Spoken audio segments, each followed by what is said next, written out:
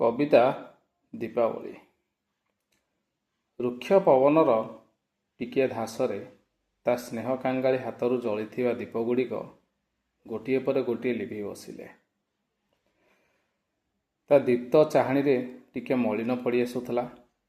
ମୁଁ ନିଆଁ ଟିକକ ଧରି ରୁଦ୍ଧ କୋଠରୀରେ ଜାଳି ବସିଲି ସେ ଲିଭେଇ ଦେଇଥିବା ସଳିତାଟିକୁ। ତାକୁ ଅନ୍ଧାର ପସନ୍ଦ, ମୋତେ କ୍ଷୀଣ ଆଲୁଅରେ ଅନ୍ଧାରର ଛଟପଟ। ସେ ଆକାଶକୁ ଚାହିଁ କହିଲା, ଏଥର ଦୀପାବଳିରେ ବାରୁଦର ଗନ୍ଧ କାହିଁ? ସତେ ତ, କେତେ କେତେ ଯୁଦ୍ଧ ସରି ଆସିଲାଣି। ଗୋଟିଏ ସୁନୁ ଫୁଟୁକାର ଗନ୍ଧ ଘର ଭିତରକୁ କେମିତି ଆସିବ? ବାହାରେ ଉଗ୍ର ପବନ, ଲିଭି ପଡ଼ିଥିବା ଦୀପର ତେଲ ଠପ୍ ଠପ୍।